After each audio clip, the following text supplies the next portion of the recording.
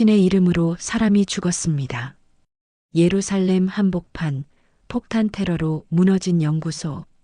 그 잔해 속에서 한 여자가 사본 조각을 움켜쥔 채 깨어났습니다. 이 문서에는 충격적인 내용이 담겨 있었죠. 여호와, 알라, 아도나이. 그들은 하나다. 세 종교가 수천 년간 싸워온 이유. 그게 사실은 없었다는 겁니다. 바티칸이 움직였습니다. 협박이 시작됐죠. 하지만 그녀는 멈추지 않았어요. 그리고 한국으로 향했습니다. 서울에서 세계 유일의 AI 복원 기술로 3000년 전 진실이 되살아났습니다. 신은 언어를 넘어 존재했다. 원수를 용서하고 스승과 맞서고 목숨을 걸고 평화를 외쳤습니다. 그 결과 서울에서 역사가 바뀌었습니다. 서울선언, 인류 평화의 새 이정표.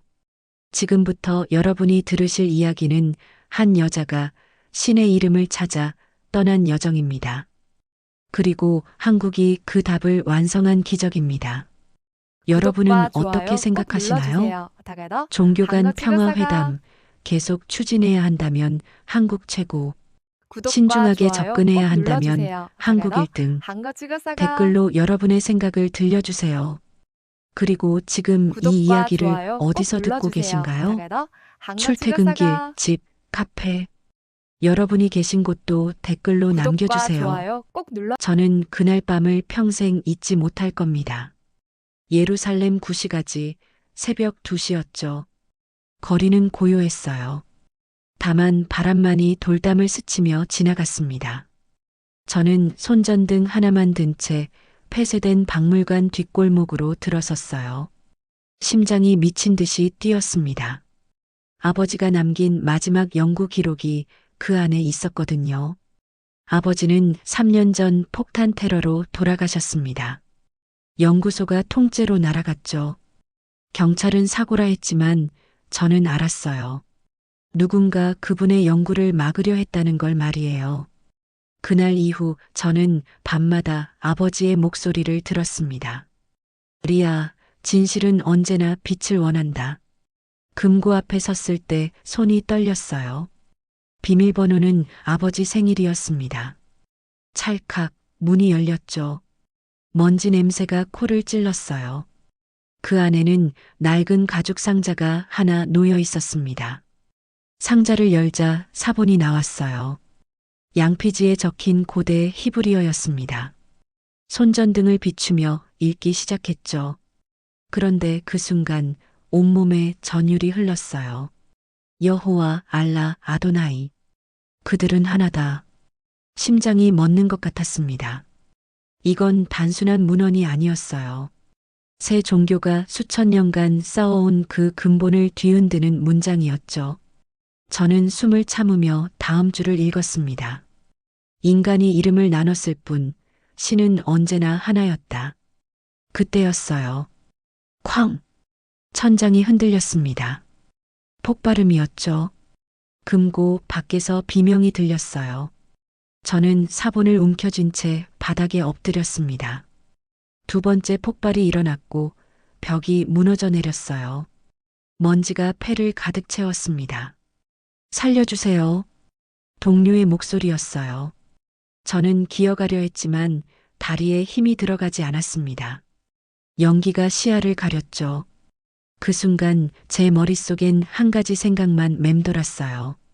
이건 우연이 아니야. 누군가 이 문서를 없애려 한 거야.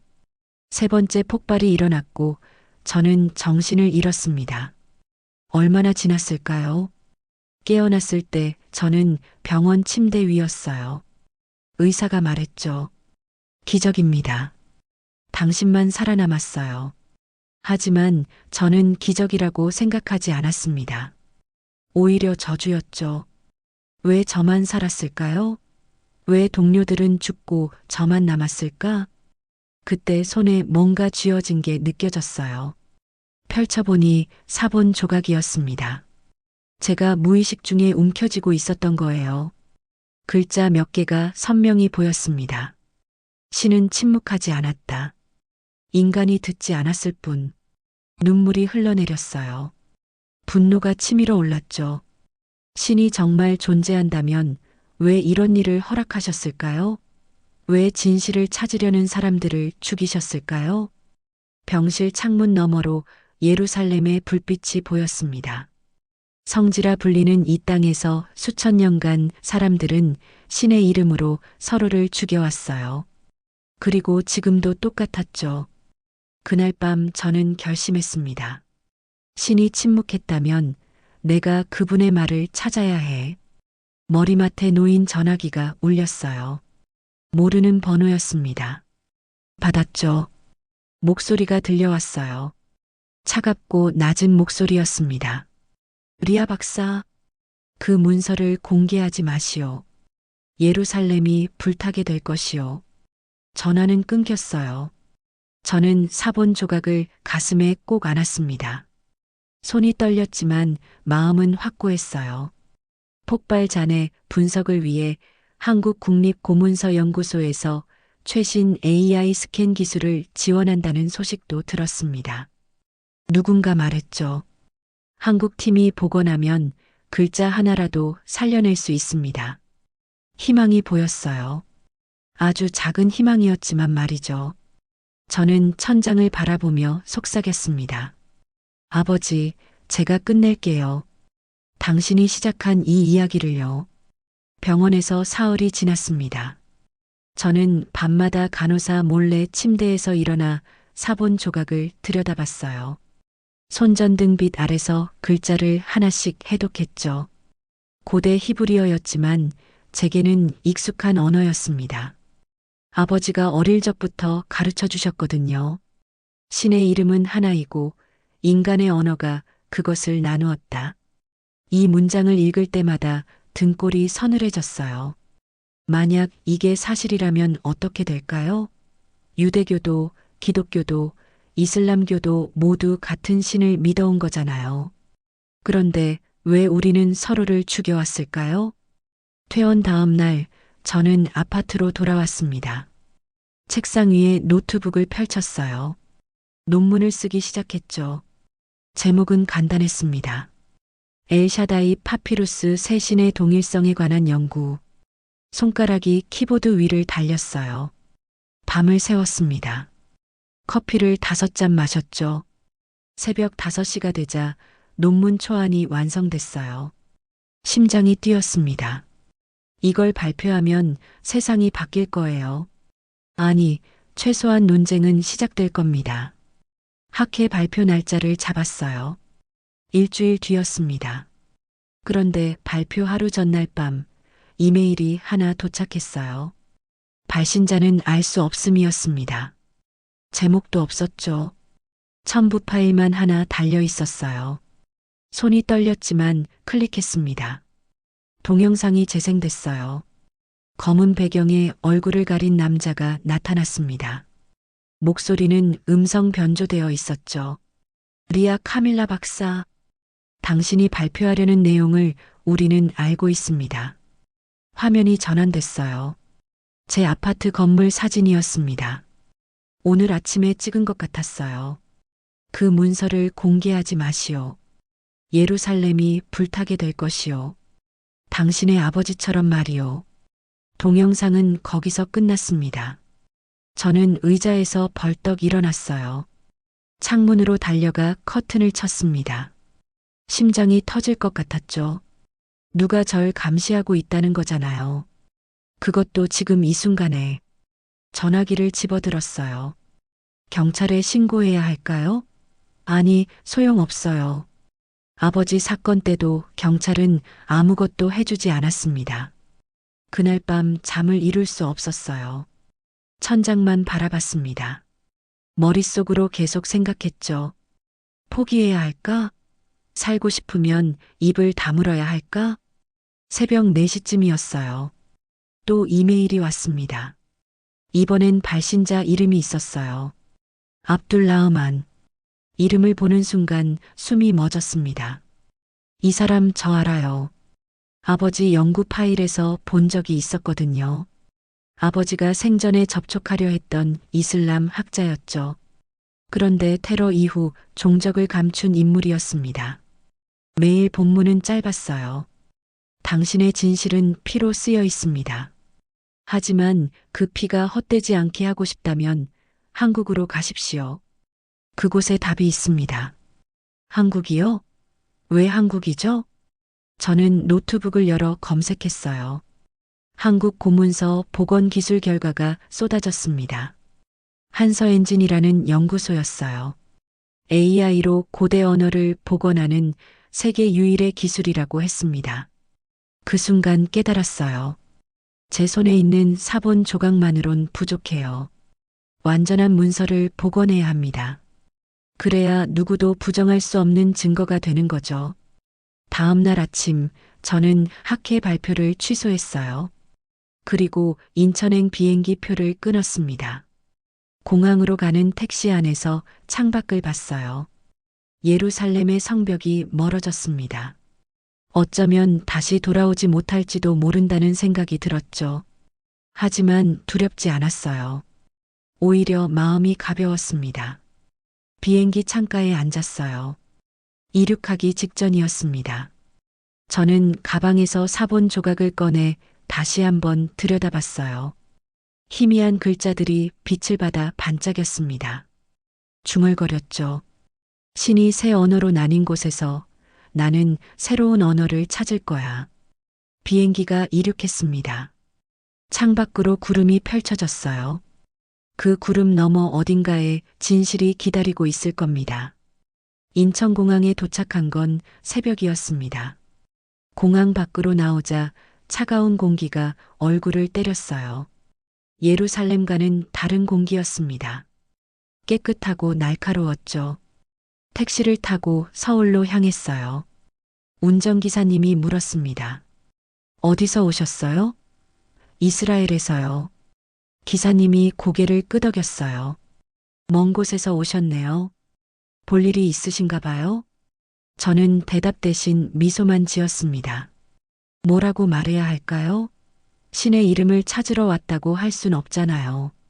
한서엔진 연구소는 강남에 있었어요. 유리로 된 높은 건물이었습니다. 로비에 들어서자 직원이 반갑게 맞아줬어요. 카밀라 박사님 맞으시죠?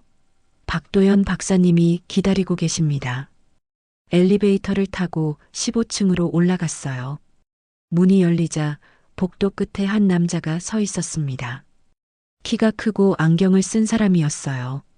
표정은 무뚝뚝했지만 눈빛은 날카로웠습니다. 리아 박사님이시군요. 박도연입니다. 악수를 나눴어요. 그의 손은 차가웠습니다. 제 사본을 복원할 수 있다고 들었습니다. 박도연은 고개를 끄덕이며 연구실로 안내했어요. 방 한가운데 거대한 스크린이 있었습니다. 그 앞에 스캐너와 컴퓨터들이 놓여 있었죠. 여기 놓으시면 됩니다. 저는 가방에서 사본 조각을 꺼냈어요. 그가 조심스럽게 받아들었습니다.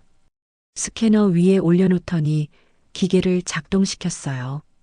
이 시스템은 AI 언어 복원 모델입니다. 고대 히브리어, 아랍어, 라틴어를 동시에 분석하고 손상된 부분을 추론해 복원하죠. 화면에 글자들이 하나씩 나타났어요. 흐릿했던 부분이 선명해졌습니다. 저도 모르게 숨을 죽였어요. 몇 분이 지났을까요? 박도연이 입을 열었습니다. 흥미롭네요. 이 문서는 단순한 종교 텍스트가 아닙니다. 언어학적으로 새 언어의 공통 어근을 담고 있어요. 그게 무슨 뜻이죠? 신을 부르는 새 이름이 사실 같은 음소에서 파생됐다는 겁니다. 여호와, 알라, 아도나이. 이 셋은 언어적으로 동일한 기원을 가지고 있어요. 가슴이 두근거렸어요. 제가 찾던 게 바로 이거였습니다. 그럼 이걸 증명할 수 있나요? 박도연은 잠시 망설였어요. 표정이 굳어졌습니다. 증명은 할 수 있습니다. 하지만 박사님, 이걸 공개하면 목숨이 위험해질 겁니다. 종교계가 가만히 있지 않을 거예요. 저는 그를 똑바로 쳐다봤어요. 진실을 감추는 게 더 큰 죄라고 생각합니다. 그의 눈빛이 흔들렸어요. 하지만 곧 고개를 끄덕였습니다. 알겠습니다. 끝까지 복원하겠습니다. 다음 사흘 동안 우리는 연구실에서 살다시피 했어요. 박도연은 밤을 새워가며 데이터를 분석했습니다. 저는 그 옆에서 번역을 도왔죠. 커피를 수없이 마셨어요. 눈이 따갑고 머리가 지끈거렸지만 멈출 수 없었습니다. 셋째 날 밤 마지막 문장이 복원됐어요. 화면에 떠오른 글자를 보는 순간 눈물이 났습니다. 그분의 이름은 언어가 아니라 빛이다. 박도연도 말없이 화면을 바라봤어요. 그의 입가에 미세한 떨림이 있었습니다. 이건 철학이 아니라 물리학이네요. 무슨 말씀이세요? 빛은 파장입니다. 언어를 초월한 존재죠. 만약 신이 빛이라면 신은 언어 이전에 존재한다는 뜻이에요. 인간이 나중에 이름을 붙인 거죠. 저는 의자에 주저앉았어요. 오랫동안 찾던 답이었습니다. 신은 처음부터 하나였어요. 인간이 각자의 언어로 이름을 붙였을 뿐이죠. 그때였어요. 박도연의 전화기가 울렸습니다. 그가 받더니 얼굴이 굳어졌어요. 바티칸에서 연락이 왔습니다. 당신의 연구를 알고 있대요. 심장이 철렁 내려앉았습니다. 어떻게 알았죠? 모르겠습니다. 하지만 그들이 당신을 감시하고 있는 건 확실해요. 박도연이 화면을 가리켰어요. 지금이라도 이 데이터를 지울 수 있습니다. 당신이 원한다면요. 저는 고개를 저었습니다. 아니요. 이건 끝까지 가야 해요. 그가 한숨을 쉬었어요. 하지만 반대하지 않았습니다. 스크린 위에 떠 있는 문장을 다시 읽었어요. The name is one. 박도연이 조용히 말했습니다. 3000년 전의 언어를 되살리는 유일한 기술이 이거예요. 한국에만 있는 기술이죠. 저는 눈물을 닦으며 속삭였습니다. 신은 언어를 넘어 존재했어. 그날 밤 우리는 침묵 속에 앉아 있었어요. 창밖으로 서울의 불빛이 보였습니다. 이 도시 어딘가에서 진실이 태어나고 있었어요. 다음 날 아침 박도연이 급하게 전화를 걸어왔습니다. 누군가 연구소로 오고 있어요. 바티칸에서 온 사람이래요. 가슴이 철렁 내려앉았어요. 벌써 움직이기 시작한 거죠. 누구죠? 마이클 그린 신부라고 합니다. 그 이름을 듣는 순간 손이 떨렸어요. 마이클 신부님이요? 제 스승이셨던 분 말이에요? 10년 전 저는 로마에서 유학했습니다. 그때 마이클 신부님께 고대 종교사를 배웠어요. 엄격하지만 따뜻한 분이셨죠. 하지만 아버지가 돌아가신 후 연락이 끊겼습니다. 신부님은 제 연구를 반대하셨거든요. 신의 영역을 건드리지 말라고 하셨죠. 오후 2시 연구소 로비에서 그분을 만났어요. 세월이 흘렀지만 여전히 카리스마가 있었습니다. 회색 머리에 깊은 주름이 있었지만 눈빛만큼은 날카로웠어요. 신부복을 입고 계셨습니다. 리아. 그분이 제 이름을 불렀어요. 목소리는 차갑고 무거웠습니다. 신부님, 안치. 우리는 로비 한쪽 소파에 마주 앉았어요. 박도연은 자리를 피해줬습니다. 마이클 신부님이 먼저 입을 열었어요. 내가 무슨 짓을 하고 있는지 알고 있다. 연구를 하고 있어요. 연구, 그게 연구냐? 신성 모독이지. 목소리가 높아졌어요. 주변 사람들이 쳐다봤습니다. 저는 침착하게 대답했어요. 신부님, 진실을 찾는 게 어떻게 신성 모독이죠? 진실? 내가 찾는 건 진실이 아니라 혼란이야. 새 종교가 수천 년간 지켜온 질서를 무너뜨리려는 거지. 그 질서 때문에 사람들이 죽었어요. 제 아버지도요. 신부님의 표정이 굳어졌어요. 한동안 침묵이 흘렀습니다. 리아, 내 아버지는 훌륭한 학자였다. 하지만 선을 넘었어. 그래서 그런 일을 당한 거야. 가슴이 뜨거워졌어요. 분노가 치밀어 올랐습니다. 그러니까 죽어도 싸다는 말씀이세요? 그런 뜻이 아니다.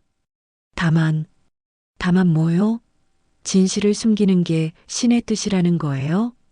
신부님이 한숨을 쉬었어요. 그리고 조용히 말했습니다. 리아, 신은 인간이 이해할 수 없는 분이야. 우리는 그분을 각자의 방식으로 섬길 뿐이지. 그걸 하나로 합치려 하는 건 오만이야. 아니에요. 그건 두려움이에요. 뭐? 신부님은 두려운 거예요. 만약 제 연구가 맞다면 그동안 쌓아온 모든 게 무너지니까요. 권위도, 전통도, 신념도요. 신부님의 얼굴이 붉어졌어요. 하지만 소리를 지르지 않았습니다. 대신 차분하게 말했죠. 너는 이걸 공개하면 어떻게 되는지 알기나 하니? 예루살렘이 불탈 거야. 메카도, 바티칸도 혼란에 빠질 거고, 수백만 명이 분노할 거다. 그 책임을 질 수 있어? 저는 그분의 눈을 똑바로 바라봤어요. 신부님, 제가 묻고 싶은 게 있어요. 신의 뜻이 뭐라고 생각하세요? 진실을 숨기는 건가요? 아니면 밝히는 건가요? 신의 질서가 무너지는 건 신의 뜻이 아니다. 그럼 사람들이 신의 이름으로 서로 죽이는 건 신의 뜻인가요? 신부님은 대답하지 않았어요. 그저 고개를 저었습니다. 리아, 마지막으로 경고한다. 이 연구를 중단해라. 안 그러면 내가 감당할 수 없는 일이 벌어질 거야. 그분이 일어섰어요. 저도 따라 일어났습니다. 신부님, 죄송하지만 전 멈출 수 없어요. 신부님이 돌아서며 말했어요. 그럼 혼자 가거라. 신도, 교회도 너와 함께하지 않을 것이다. 그분이 떠났습니다. 로비가 텅 빈 것처럼 느껴졌어요. 박도연이 다가왔습니다. 괜찮으세요? 저는 고개를 끄덕였어요. 하지만 속으로는 무너지고 있었습니다. 존경했던 스승이 저를 버렸어요. 그것도 진실 때문에요. 그날 저녁 박도현과 함께 명동 성당에 갔습니다. 한국의 대표적인 성당이었어요. 높은 첨탑이 하늘을 찌르고 있었습니다. 성당 안은 고요했어요. 촛불만이 어둠 속에서 흔들리고 있었죠. 저는 한참을 앉아 있었습니다. 기도를 하려 했지만 말이 나오지 않았어요. 박도연이 옆에서 말했습니다. 이 성당은 종교 공존의 상징이래요. 한국은 동서양 신앙이 만나는 곳이니까요. 저는 제단을 바라봤어요. 십자가가 보였습니다. 그 앞에서 중얼거렸죠. 신부님은 틀렸어요. 신을 사람의 틀에 가둔 건 제가 아니라 그들이에요. 박도연은 아무 말도 하지 않았어요. 다만 제 옆에 조용히 앉아 있어줬습니다. 그날 밤 결심이 섰어요. 이 연구를 국제학회에 공개하기로요. 누가 뭐래도요. 이틀 후 이메일이 또 왔습니다. 발신자는 압둘 라흐만이었어요. 메시지는 짧았습니다. 메카로 오십시오. 당신이 알아야 할 진실이 있습니다. 박도연은 반대했어요. 함정일 수 있어요. 위험합니다. 하지만 저는 가야 했어요. 압둘이 아버지 사건과 연관되어 있다는 걸 알고 있었거든요. 이건 제가 끝내야 할 일이었습니다. 사우디아라비아 제다 공항에 내렸을 때 열기가 몰려왔어요. 공기가 뜨겁고 건조했습니다. 공항 밖에서 한 남자가 기다리고 있었어요. 흰 옷을 입은 중년 남성이었습니다. 리아 박사님이십니까? 압둘 라흐만이세요? 그가 고개를 끄덕였어요. 얼굴엔 깊은 주름이 있었고 눈빛은 슬퍼 보였습니다. 차를 타고 메카 외곽으로 향했어요. 창밖으로 사막이 펼쳐졌습니다. 한동안 아무도 말하지 않았어요. 1시간쯤 지나 작은 집 앞에 차가 멈췄습니다. 압둘이 안내했어요. 집 안은 소박했습니다. 거실에 카펫이 깔려 있었고 창문으로 먼 산이 보였어요. 우리는 마주 앉았습니다. 압둘이 먼저 입을 열었어요. 당신 아버지를 알았습니다. 심장이 빠르게 뛰었어요. 어떻게요? 20년 전 저는 무장단체에 속해 있었습니다. 젊고 어리석었죠. 신의 이름으로 전쟁을 정당화했어요. 그의 목소리가 떨렸습니다. 당신 아버지는 우리에게 연락을 했어요. 평화를 원한다고 했죠. 문서 하나를 보여주며 말했습니다. 우리가 섬기는 신이 사실은 같은 분이라고요. 숨이 막혔어요. 그래서요? 우리는 그분을 비웃었습니다. 이단이라고 했죠. 그리고 압둘이 고개를 떨구었어요. 폭탄을 설치했습니다. 연구소에요. 눈앞이 하얘졌어요. 온몸이 얼어붙었습니다. 당신이 우리 아버지를 죽였어요? 직접 한 건 아니지만 제가 명령을 내렸습니다. 가방에서 뭔가를 꺼냈어요. 총이었습니다. 제 손이 저절로 움직였어요. 총을 집어들었습니다. 압둘을 향해 겨눴죠. 압둘은 눈을 감았어요. 저항하지 않았습니다. 쏘십시오. 저는 용서받을 자격이 없습니다. 손가락이 방아쇠에 걸렸어요. 떨렸습니다. 심장이 미친 듯이 뛰었어요. 쏘면 돼요. 그냥 쏘면 됩니다. 이 사람이 제 인생을 망쳤어요. 아버지를 빼앗아갔죠. 하지만 방아쇠를 당길 수 없었어요. 눈앞에 아버지 얼굴이 스쳤습니다. 어릴 적 아버지가 제게 말씀하셨죠.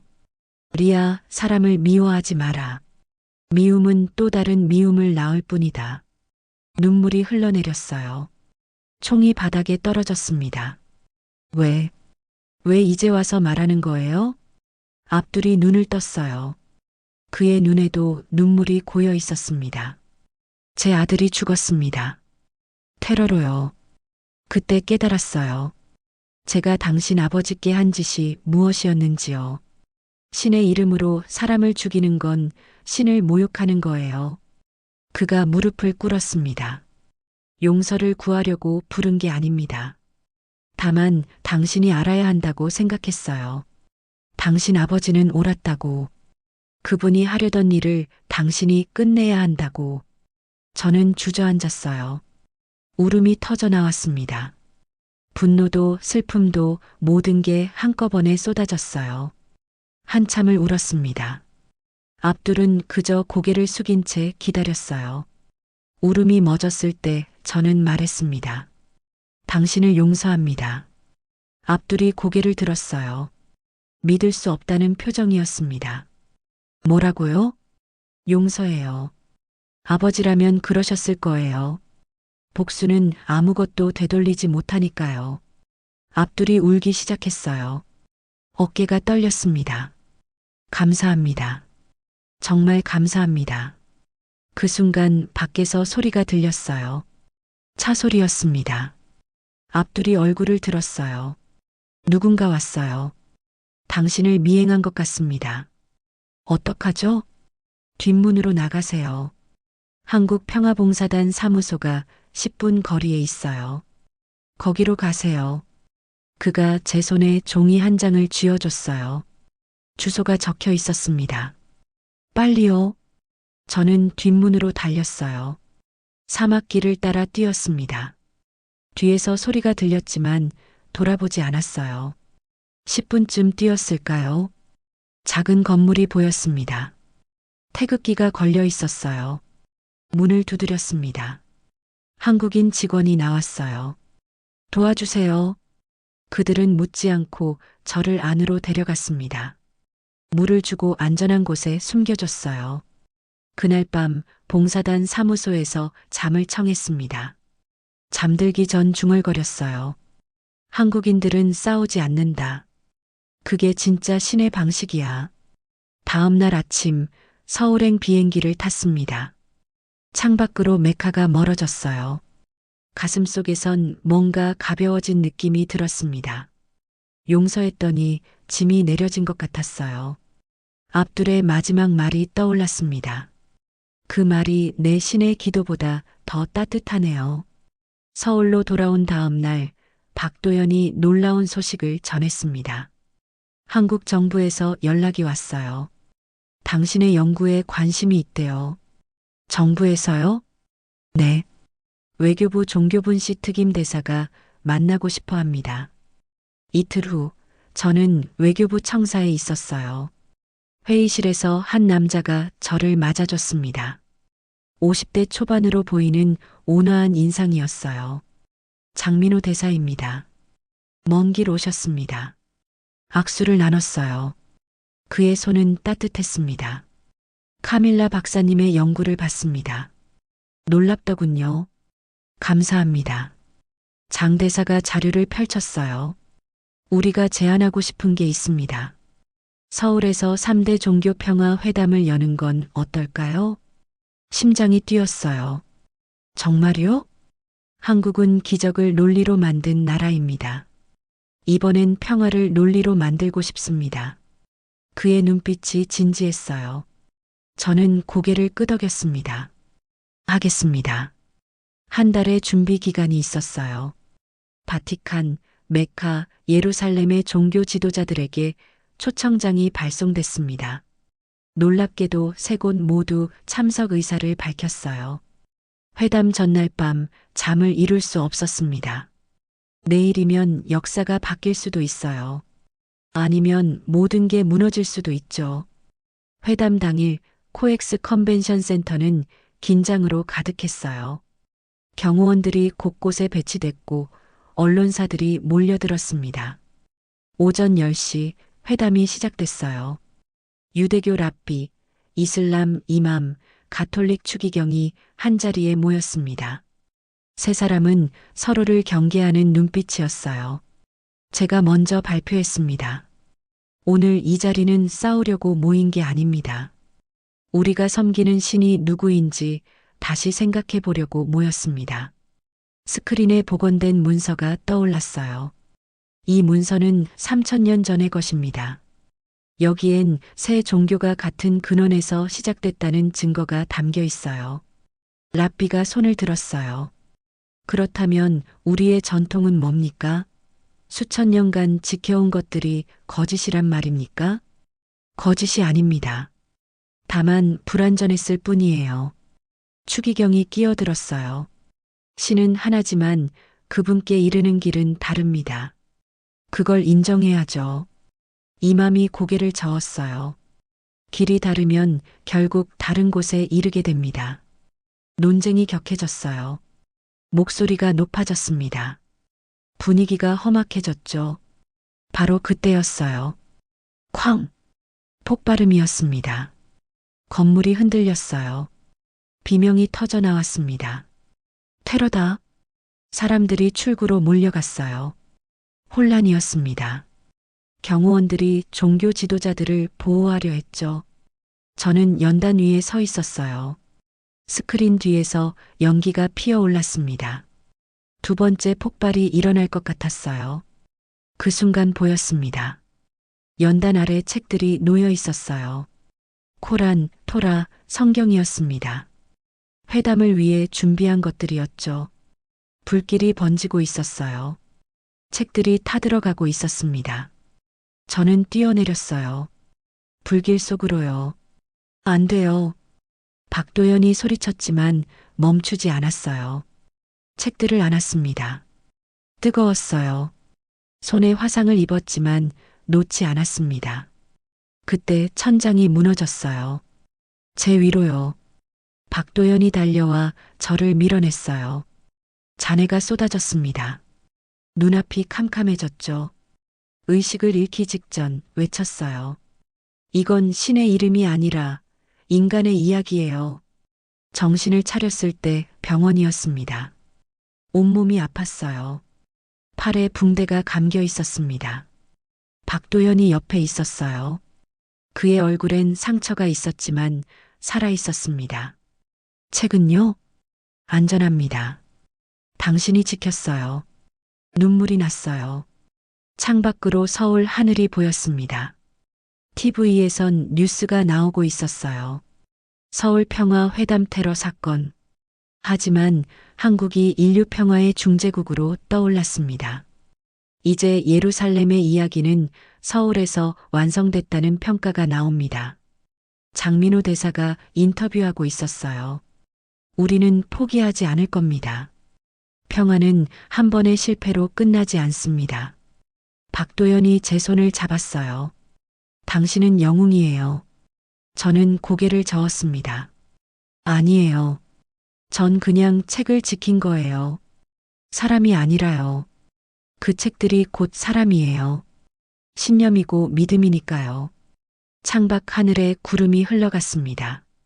무언가 끝났고 무언가 시작된 것 같았어요. 병원에서 한 달을 보냈습니다. 팔의 화상은 깊었어요. 의사는 흉터가 남을 거라고 했습니다. 하지만 상관없었어요.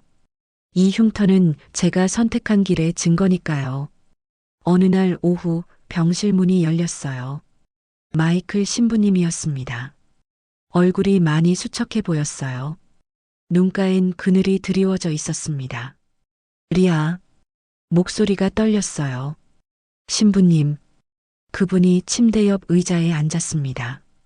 한동안 말이 없었어요. 그저 제 손의 붕대를 바라보고 계셨죠. 미안하다. 갑자기 나온 말이었어요. 내가 옳았어. 나는 틀렸고, 저는 놀라서 그분을 쳐다봤어요. 무슨 말씀이세요? 테러 소식을 들었어. 내가 목숨을 걸고 책들을 지켰다고. 코란도, 토라도, 성경도. 신부님의 눈에 눈물이 맺혔습니다. 그 순간 깨달았어. 신의 뜻은 한 책만 지키라는 게 아니었어. 모든 책을 지키라는 거였지. 왜냐하면 모두 같은 이야기를 하고 있으니까. 가슴이 뭉클했어요. 신부님, 리아, 용서해 주겠니? 저는 고개를 끄덕였습니다. 신부님이 절 가르쳐 주신 게 있어요. 진실을 두려워 말라고요. 이제 그 말을 다시 믿으시는 거잖아요. 신부님이 제 손을 잡았어요. 따뜻했습니다. 그날 저녁 또 한 명의 방문객이 왔어요. 압둘 라흐만이었습니다. 그도 많이 변해 있었어요. 얼굴엔 평화가 서려 있었습니다. 회담 소식을 들었습니다. 무사해서 다행이에요. 압둘 씨, 제가 한 가지 제안이 있습니다. 그가 서류를 꺼냈어요. 마이클 신부와 함께 기자회견을 열고 싶습니다. 당신의 연구를 세상에 알리고 싶어요. 깜짝 놀랐어요. 정말요? 네. 우리 둘이 함께 서명할 겁니다. 하나의 신, 하나의 인류라고요. 마이클 신부님도 고개를 끄덕였어요. 과거의 적들이 손을 잡는 거야. 내가 우릴 이어줬어. 며칠 후 기자회견이 열렸습니다. 서울 프레스센터였어요. 세계 각국의 기자들이 모였습니다. 카메라 플래시가 터졌죠. 마이클 신부와 압둘이 나란히 섰어요. 저는 휠체어에 앉아 그들을 지켜봤습니다. 마이클 신부가 먼저 말했어요. 우리는 서로 다른 언어로 같은 기도를 드려왔습니다. 오늘 우리는 그것을 인정합니다. 압둘이 이어받았어요. 그리고 리아 카밀라 박사가 그 기도를 하나로 만들었습니다. 이제 우리는 그분의 뜻을 이어가겠습니다. 두 사람이 함께 선언문을 읽었어요. 신은 하나이며 사랑으로 통한다. 우리는 더 이상 신의 이름으로 싸우지 않을 것이다. 대신 신의 사랑으로 서로를 품을 것이다. 박수가 터져 나왔어요. 기자들이 일어섰습니다. 한 기자가 질문했어요. 이 선언이 실제로 변화를 가져올 수 있을까요? 장민호 대사가 마이크를 잡았어요. 이미 가져왔습니다. 전 세계 종교 지도자 300명이 서명 운동에 동참했습니다. 이 선언문은 서울 선언으로 명명돼 유엔 본부에 제출될 겁니다. 카메라가 저를 향했어요. 박사님, 한 말씀 해주시겠습니까? 저는 휠체어를 앞으로 밀었습니다. 마이크를 잡았어요. 신은 우릴 나누지 않았어요. 우리가 스스로를 나눴을 뿐이죠. 이제 다시 하나가 될 시간입니다. 회견이 끝나고 밖으로 나왔어요. 서울의 석양이 지고 있었습니다. 박도연이 다가와 어깨를 감싸줬어요. 해냈어요. 아니, 우리가 해냈어요. 하늘을 올려다봤습니다. 구름 사이로 빛이 새어나왔어요. 마이클 신부와 압둘이 함께 걸어오고 있었습니다. 두 사람은 웃고 있었어요. 과거의 원수였던 두 사람이요. 압둘이 말했어요. 신의 언어를 찾았네요. 바로 용서였어요. 마이클 신부가 고개를 끄덕였습니다. 그리고 사랑이었죠. 저는 그들을 바라보며 속삭였어요. 이제 시작이에요. 긴 여정의 시작이죠. 그날 밤 뉴스에서 보도가 나왔습니다. 서울 선언, 인류 평화의 새로운 이정표가 되다.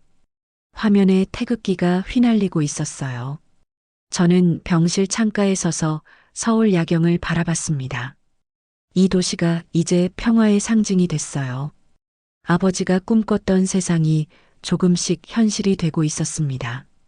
석 달이 지났습니다. 저는 예루살렘으로 돌아왔어요.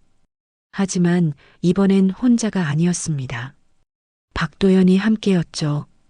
구시가지 한복판, 낡은 회당 앞에 섰어요. 아버지가 평생 연구하던 곳이었습니다. 테러로 무너졌던 이곳은 이제 복구됐어요. 새로운 이름이 붙었습니다. 평화의 집. 오늘 이곳에서 제 마지막 강연이 열립니다. 회당 안으로 들어섰어요. 사람들이 가득 차 있었습니다.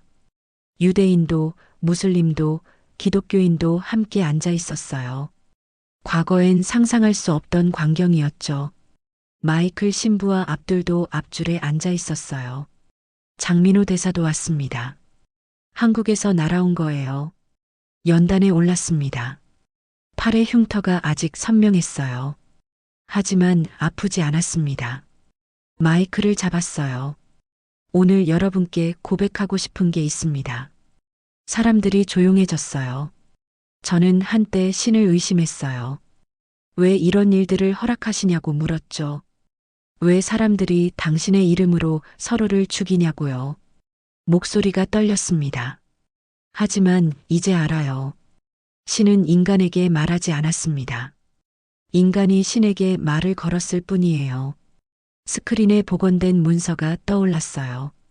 이 문서는 3000년 전 누군가 남긴 겁니다. 그 사람도 저처럼 물었겠죠. 신은 누구인가? 우리는 왜 싸우는가? 화면이 바뀌었어요.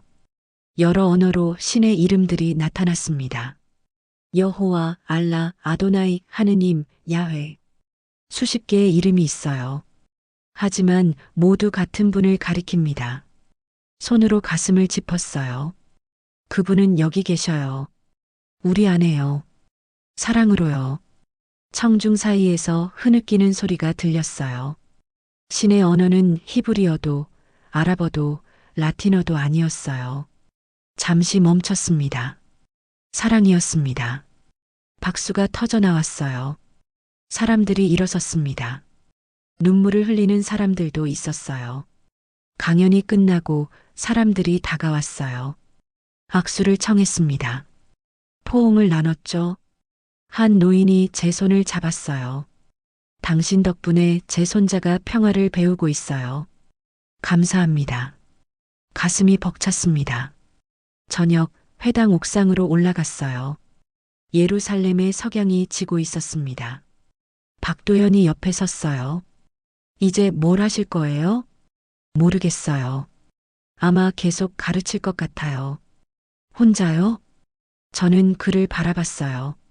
그도 절 보고 있었습니다. 아니요. 함께요. 그가 웃었어요. 저도 웃었습니다. 그때 전화가 울렸어요. 장민호 대사였습니다. 박사님, 좋은 소식이에요. 서울 선언이 유엔에서 만장일치로 통과됐습니다. 세계 평화의 날 기념 선언문으로 채택됐어요. 눈물이 났어요. 정말요? 네. 그리고 한국 외교부에서 명예 고문직을 제안하고 싶다고 합니다. 영광이에요. 전화를 끊었어요. 하늘을 올려다봤습니다. 별들이 하나둘 나타나고 있었어요. 그 별빛 아래서 수천 년간 사람들은 기도했습니다. 각자의 언어로요. 박도연이 말했어요. 당신 아버지가 자랑스러워 하실 거예요. 네. 아버지가 시작한 일을 끝냈으니까요. 그 순간 바람이 불었어요. 따뜻한 바람이었습니다. 아버지의 목소리가 들리는 것 같았어요. 잘했다, 리아. 진실은 언제나 빛을 원한다. 저는 하늘을 향해 속삭였습니다. 당신은 여호와였고 알라였고 아도나이였어요. 하지만 내게는 사랑이셨습니다. 그날 밤 온라인 회의가 열렸어요.